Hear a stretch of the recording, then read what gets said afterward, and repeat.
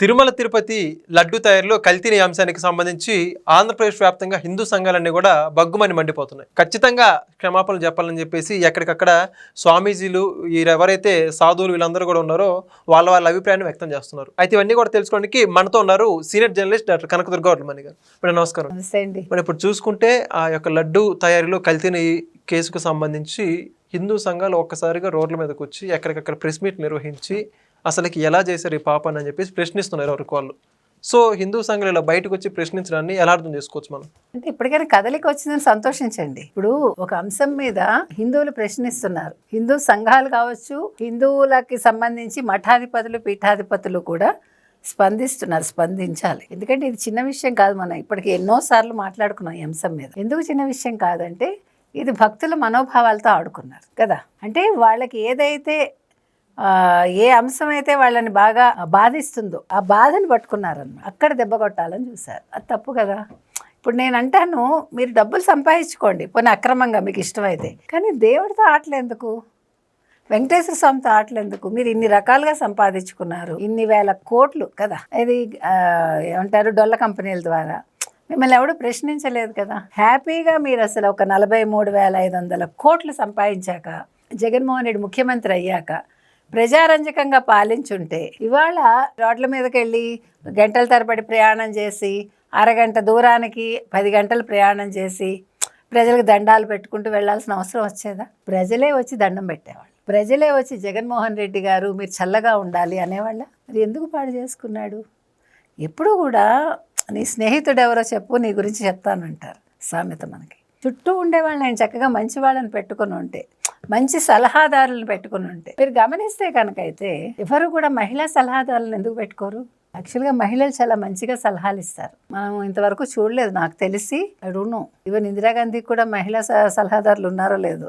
అప్పుడు అసలు సలహాదారులే లేరేమో. రాజశేఖర్ రెడ్డి కావచ్చు, జగన్మోహన్ రెడ్డి కావచ్చు, చంద్రబాబు నాయుడు గారు కావచ్చు, పవన్ కళ్యాణ్ కావచ్చు, కేసీఆర్ కావచ్చు, ఇప్పుడు రేవంత్ రెడ్డి కావచ్చు. అంటే మన పరిధిలో ఒక్కళ్ళు కూడా మహిళా సలహాదారులను ఎందుకు పెట్టుకోలేదు నేను ప్రశ్నిస్తున్నా. మహిళలకు ఉండే తెలివితేటలు, ఆర్థిక నిపుణులుగా మహిళలే పనికొస్తారు. నిర్మలా సీతారామన్ ప్రూవ్ చేస్తున్నారుగా. మొన్న ఎన్నోసారి బడ్జెట్ పెట్టింది ఆవిడ, ఎన్నోసారి ప్రవేశపెట్టారు, 9వ సారా 10వ సారా. ఎందుకంటే నేను ఈ పాయింట్ ఎందుకు చెప్తున్నానంటే వాళ్ళు అన్ని రంగాల్లోనూ ఆలోచించగలరు మహిళలు. ఎందుకంటే వాళ్ళు ప్రతిరోజు వాళ్ళు డీల్ చేస్తారు. పని మనిషి దగ్గర నుంచి పైన ఉన్నత స్థాయి బాస్ వరకు అనుకోండి, ఇప్పుడు ముఖ్యమంత్రి వరకు they can do, even prime minister. ఇప్పుడు ఇలాంటి తప్పిదాలు జరగవని నేను చెప్పొచ్చేది. అది అల్టిమేట్గా అది ఏ మహిళలైనా కావచ్చు, ఏ మతం వాళ్ళైనా కావచ్చు, ఏ కులం వాళ్ళైనా కావచ్చు. ఇక్కడ దానికి కూడా జెండర్ బయాస్ చెప్పాను నేను ఆ విషయంలో. కానీ మహిళలు అయితే బాగుండేదేమో అని నాకు అనిపించింది. ఏదేమైనా ఆ ఒక్క తప్పిదం ఎందుకు చేశాడు ఆయన? సరే, మిగతా తప్పిదాలు పక్కన పెట్టాడు. వాటన్నింటినీ మించి ఒక కొండంత తప్పిదం అనుకోండి, ఇది 7 కొండలంత తప్పిదం చేశాడు ఆయన. ఆ 7 కొండల తప్పిదానికి ఆయనకి ఏం ప్రాయశ్చిత్తం ఉంటుంది? వాళ్ళు పాప ప్రక్షాళన, పాప పరిహారం అనుకుంటూ వాళ్ళు ఏదో చేద్దాం అనుకున్నారు కదా. ఏంటది? ఏదో చేద్దాం అనుకున్నారు. పరిహారం కాదు, అంటే యజ్ఞం యాగం కాకుండా ఇంకోటి ఏదో హోమం ఏమో. అవన్నీ చేస్తే పోతాయండి. ఇప్పుడు నేను తింటే నాకు పోవచ్చు, నాకు తెలియదు. కానీ నేను 100 మందికి కాదు, లక్షల మందికి పెట్టా. అది ఎలా పోతుంది? ఒక దేవుడికి కాదు, ఇంతమంది దేవుళ్ళకి పంపించారు మీరు. అయోధ్య రాముడికి కూడా పంపించారు. తర్వాత శ్రీశైలం లడ్డు కూడా కల్తీ అంటున్నారు. దాని మీద ఇవాళ మఠాధిపతులు పీఠాధిపతులు స్పందించారు. ఎందుకంటే బాధపడుతున్నారు. ఇవాళ పెదజీయర్ స్వామి గారు కూడా లేఖ రాశారు చంద్రబాబు నాయుడు గారికి. ఇది చాలా బాధాకరం అండి ఇలా జరగడం. లడ్డు కల్తీ ఏంటి, స్వామివారి ప్రసాదం కల్తీ జరగటం ఏంటి, చాలా మనసుకు బాధగా ఉంది. భవిష్యత్తులో ఇలాంటివి జరగకుండా దయచేసి చూడండి అని రాశారు ఆయన. పెదజీయర్ స్వామి గారు రాశారు. చిన్నజీయర్ స్వామి స్పందించాలి కదా. చిన్నజీయర్ స్వామి ఏం స్పందించాడు? ఆదిశంకరాచార్యుల వారు అసలు చతురామ్నాయ పీఠాలే స్థాపించలేదు, ఆయన వైష్ణవుడు అని ఆయన కమెంట్ చేశాడు. తేడా చూసారా పెదజీయర్ గారికి చిన్నజీయర్ గారికి?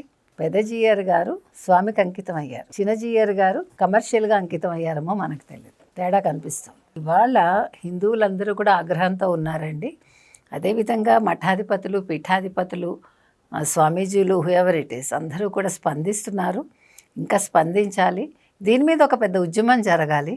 ఎందుకంటే జగన్మోహన్ రెడ్డి బయటకు వచ్చి మాట్లాడే అవకాశాన్ని హిందూ సంఘాలు ఇవ్వకూడదు. 10 గంటలు ఆయన పబ్లిక్ని బాధ పెట్టి అలా యాత్రలు చేయడానికి వీల్లేదు. ఆ రకంగా నిర్బంధించండి. తప్పులేదు. అంటే ఆయన క్షమాపణ చెప్పే వరకు ఆయన ఏమి ఫిజికల్గా ఎవరు ముట్టుకోవద్దు. మీరు ఎక్కడా కూడా ప్రాపర్టీస్ నాశనం చేయొద్దు.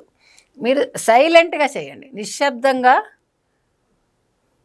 మౌనంగా మీరు మీ ఏమంటారు నిరసన తెలపండి. అదొక్కటే మనం అడుగుతున్నాం. ఎవరిని ఎక్కడ పబ్లిక్ని కానీ ఏ రకంగానూ ఇబ్బంది పెట్టకుండా మౌనంగా వెళ్ళి నిశ్శబ్దంగా మీరు మీ నిరసన తెలియజేయండి, అంతే కోరుతున్నాం. దానికి వాళ్ళు స్పందించాలి. ఎక్కడ ఒక చిన్న దెబ్బ ఎవరికి తగలకూడదు, చిన్న గలాటా జరగకూడదు, అరుపులు కేకలు ఉండకూడదు. అందరూ ఒక పద్ధతిగా వెళ్ళి నిరసన తెలియజేయమని మనం అడుగుతున్నాం. ఎందుకంటే ఎక్కడా కూడా మనకి ఎవరిని కొట్టుకోవడాలు, చంపుకోవడాలు, తన్నుకోవడాలు అవి హర్షణీయం కాదు. అందులో దేవుడికి సంబంధించి అస్సలు కాదు. అందుకని వెంకటేశ్వర స్వామి ఎలాగ చూస్తారు, కానీ హిందువులుగా మీ బాధ్యత అది. మీరు నిరసన వ్యక్తం చేయకపోతే అవతల వాడు మిమ్మల్ని ఎక్కి స్వారీ చేస్తాడు, అది గుర్తుపెట్టుకోవాలి. Thank you. Thank you. Please subscribe to Leo News for more videos.